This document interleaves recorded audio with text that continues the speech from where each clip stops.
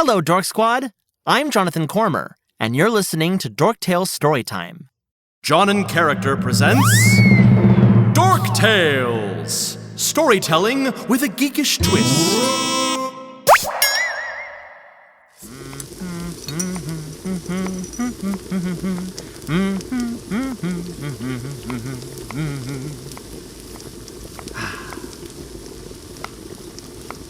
Jonathan! In the kitchen!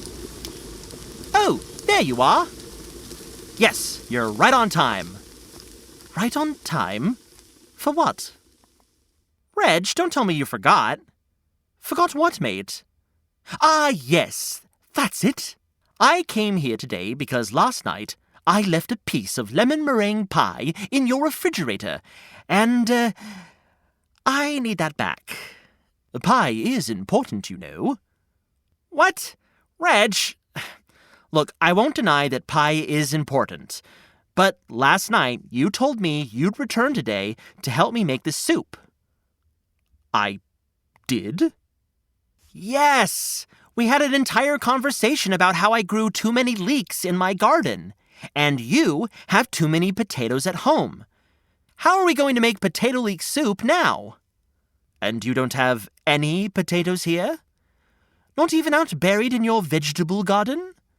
I told you I used them all in my mashed potato art project last week. Ah, yes, the epic potato castle you built. Starchopolis! It had a gravy moat. And it was brilliant. But our soup making completely slipped my mind. I was 100% fixated on pie and must have, well, you know. Not been listening last night? Well, not exactly. Mr. Reg, this soup was supposed to be a team effort.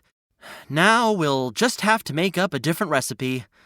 Let's see, maybe a leek bisque with, an essence of cauliflower and a dash of crème fraîche.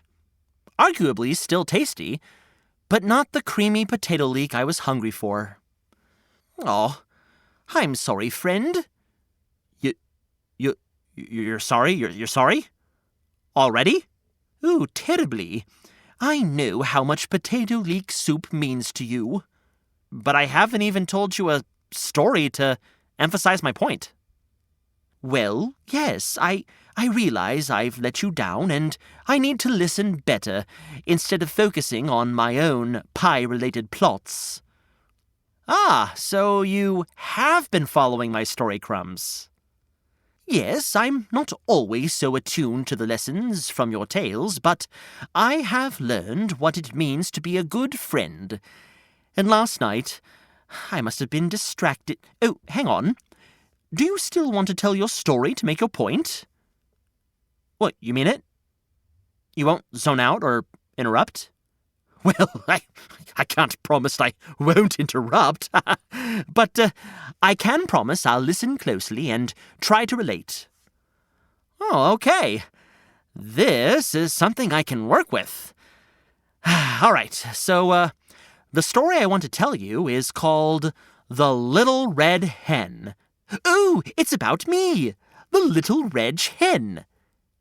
Oh, sorry. I think you misheard me, Reg. It's red. Right, I heard you. I'm over here on the ridge of my seat. Wait, are you regging my bets?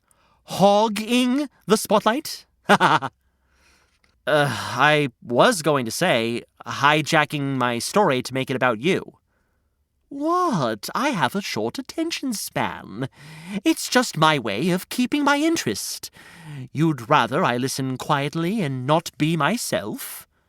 Well, no, of course not. I'd never ask you to be anything but you, Mr. Reg. Exactly. It's just how my brain works. At times, I need to give myself a little nudge in the noggin. Okay, The Little Redge Hen it is. Once upon a time, there was a little Redge Hen pecking away in the garden. The hen was next to a big red barn and came upon some seeds. That grew to be a magic beanstalk which the hen climbed, finding a giant at the top, and then the hen robbed the giant. Yes, I've heard this one before. Well, it's not so complicated, Reg. What do you mean? Reg Hen found the seeds and decided to plant them, asking friends around the barn, "Who will help me plant this wheat?" You see, in this story, the seeds are just for growing wheat. The details are getting granular. You done? Oh, I crack myself up. But please, glue-tenue. So, Little Redge Hen asked friends to help plant the wheat. Let me guess. They were reluctant to join the labor. Bingo. Not I, mooed the unbelievably unconcerned cow. Not I, cooed the overly obstinate ostrich. And not I, bawed the sourly stubborn sheep. Some friends. Indeed, they were only focused on themselves. So Little Redge Hen set out to poke the seeds into the ground alone. But when the grain had grown taller than the mailbox, Little Redge Hen again sought out companions for assistance. "Hello, friends. I've planted and grown the wheat. Who will help me harvest it?" And these so-called companions were less than enthused. Have you heard this story before? I may be new to the idea of teamwork, but I wasn't born yesterday, Jonathan. I am 3 years old. Wow. And here I was thinking you were only 1. Yes, well, my parents look young too. Anyway, the unbelievably unconcerned cow mooed, not I, and the overly obstinate ostrich fluffed out their feathers with a, not I.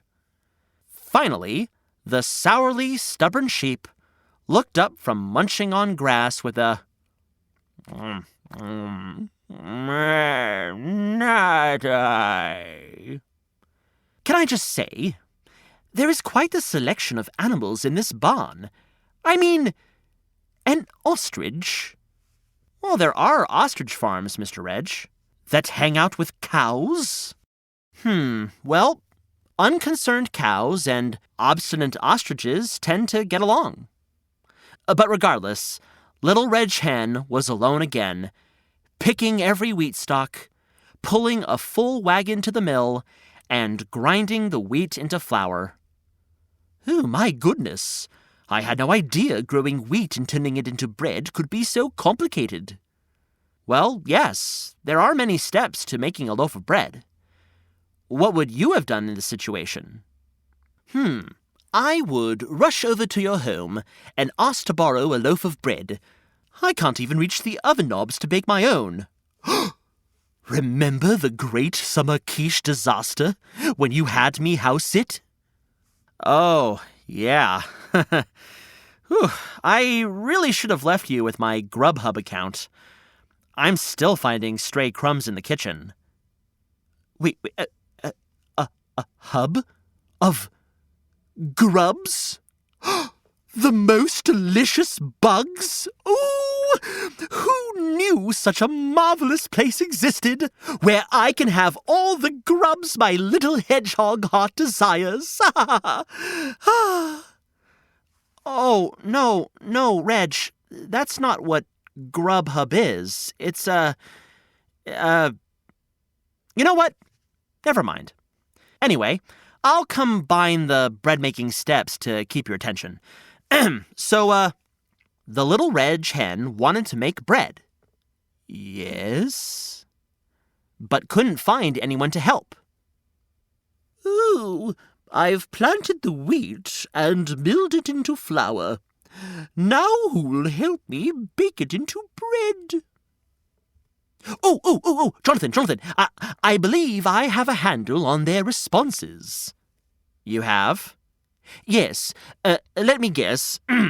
The unbelievably unconcerned cow said, "No."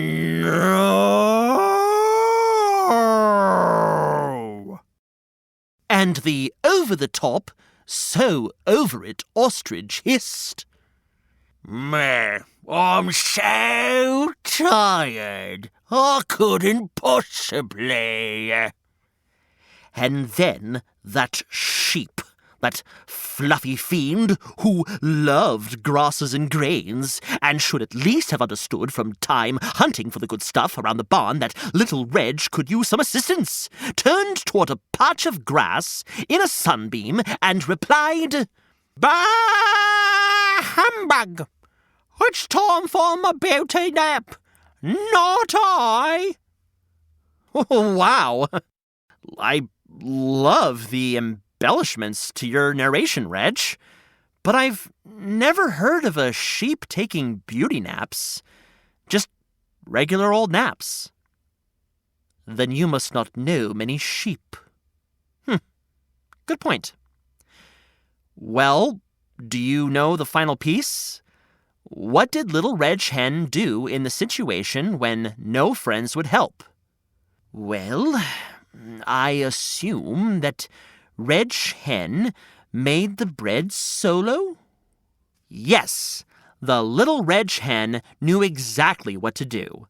Using a little beak and a little stubborn ingenuity to bake loaves of bread, enough to feed their own family for days. Oh, Jonathan, I'm sorry. I must interrupt. I'm feeling a pang of guilt again. If you'll wait just 10 minutes, I'll rush home to grab the potatoes. And in the meantime, we can share my slice of pie from your fridge. Oh, that's really sweet of you to think of me, Reg. What can I say? Or rather, wheat, can I say? We're mates. We are. And you know what? I bet if you hop on my shoulder, I can take us to your home faster than your little legs. And we could fill my pockets with potatoes. What do you think? Wow, we're not just mates, we're teammates. Potato leek soup will always taste better with a dash of teamwork. Righto! Now, for the resolution to the story. Little Reg Hen wheeled steaming loaves of bread across the barnyard and past, you guessed it, the cow, the ostrich, and the sheep. Oh, those selfish ones! They really let Little Reg Hen down. And our hen friend knew there was no relying on these animals in the future. Wise. Remarkably so. So, what happened to the little hen? Well, they ate all of the yummy bread themselves with their family. Just feet away, the unconcerned cow, obstinate ostrich, and stubborn sheep could smell the fresh loaves, which filled them with quite a bit of regret. Serves them right. It would have been easy enough to lend a hoof or talon, that's for sure. Even just a word of advice for their baking buddy. Jonathan, are you going to eat this soup in front of me to prove the story's point? No. I think homemade soup tastes better when it's shared.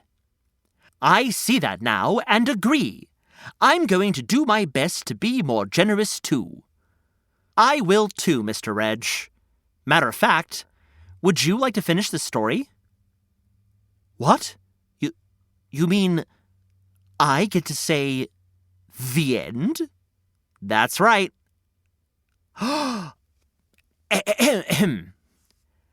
The end.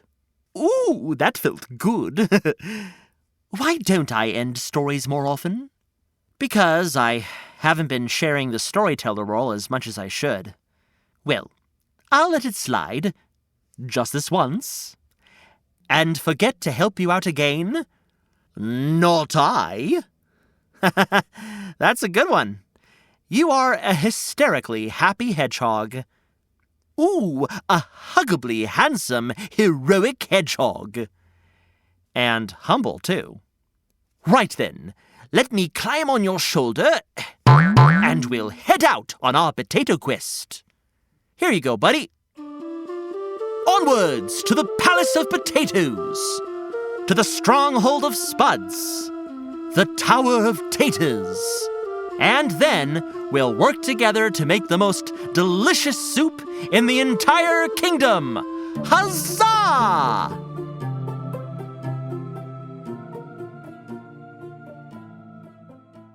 This has been a John and Character production.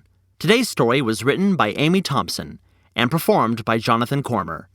Sound recording and production by Jermaine Hamilton at Hamilton Sound Studios. Reach out to us on Instagram or email us at dorktalestorytime@gmail.com. Find links in the show notes or go to dorktalestorytime.com. Now, go be the hero of your own story, and we'll see you next Once Upon a Time.